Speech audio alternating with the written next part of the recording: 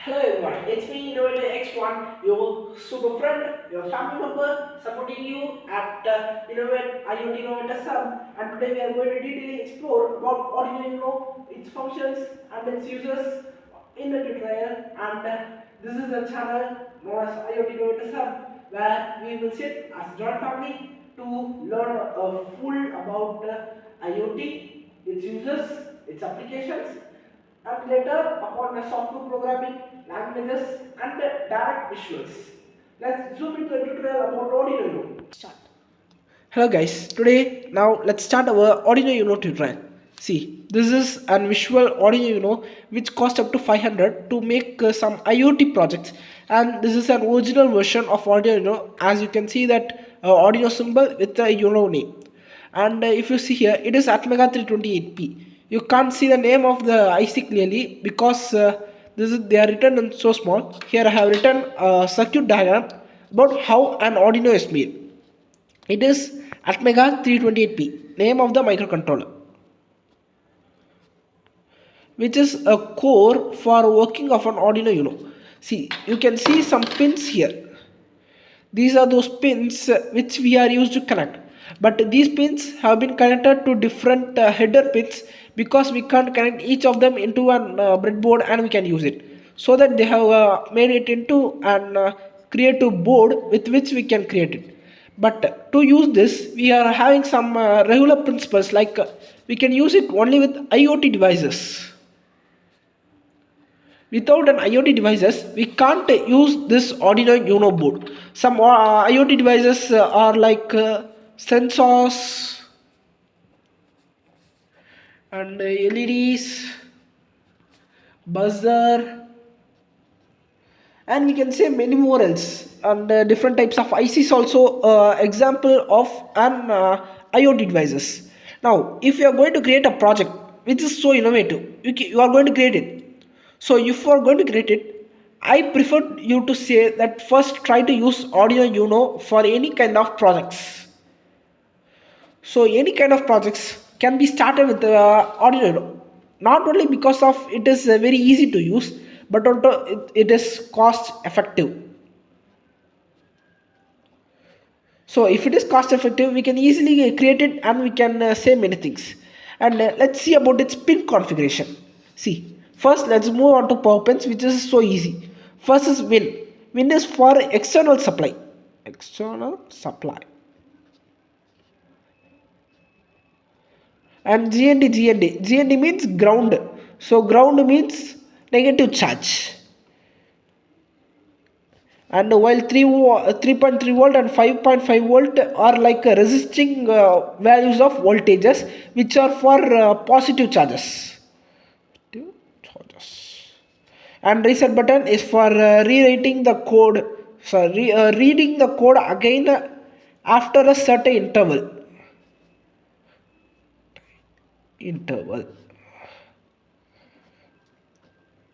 And here are analog pins, which are for input pins. If you are going to use about an sensor, see, if you take a sensor, you needed some input. If you are going to give input via analog, you are supposed to connect it in any of these 6 pins, A0, A1, A2, A3. Everything functions the same, but different in number. If you are using multiple sensor but more than 6, you can use a mux. We would see this about this mux later in a detailed video.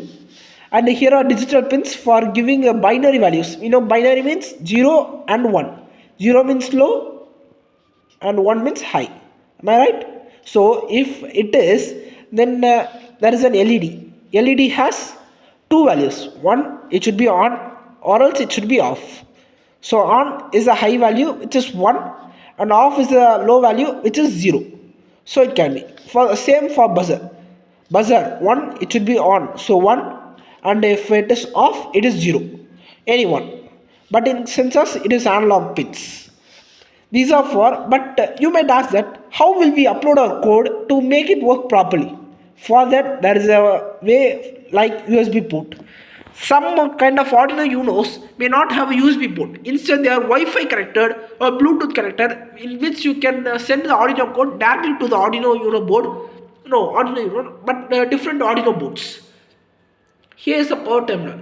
If this USB port is also can be used for powering, but if you needed a higher power, but you should not use higher power. It is a warning, because this is only for having a voltage up to 5 volt to 12 voltage. If you give an exceeding voltage more than 12, it is going to destroy, board will be destroyed and you can no longer use it. So it is a very important warning. Do not over exceed the power. Once and fourth, you check the power supply with the multimeter is a very important thing. While USB port is supposed to use the same power as it can, it won't vary power, because the USB port using a USB cable which you bought will have a certain power voltage. If you are buying a USB cable for Arduino board, then it would have only a power supply of 9 volt to 12 volt. Within this range, only every USB cable lies. So if it lies, then this is the perfect one for using for this Arduino. And here are some key hints that we are discussing. 5 volt is positive power, GND negative power, V in external power, and analog. A for input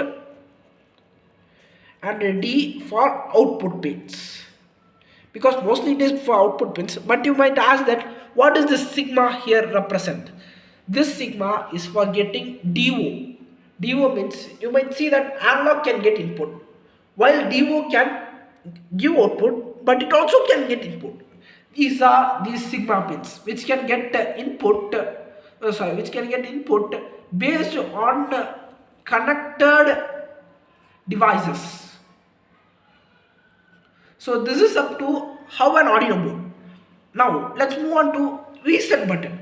This reset button is a very important button for making our Arduino a useful one, because if your coding has an error, but this error has been wrong identified by the Arduino, then if you give this reset button, it will read the code from once again, from starting to beginning. And guys, our video has been going to complete, and this is all about Arduino. We would see more about IoT devices like breadboard and jumper cables, LEDs, buzzers, how to integrate them into Arduino, and even about softwares like how to do Python programming, how to create our own Python files, and how to create an AI. These are the things that we would explore in this channel. And thank you guys. Bye.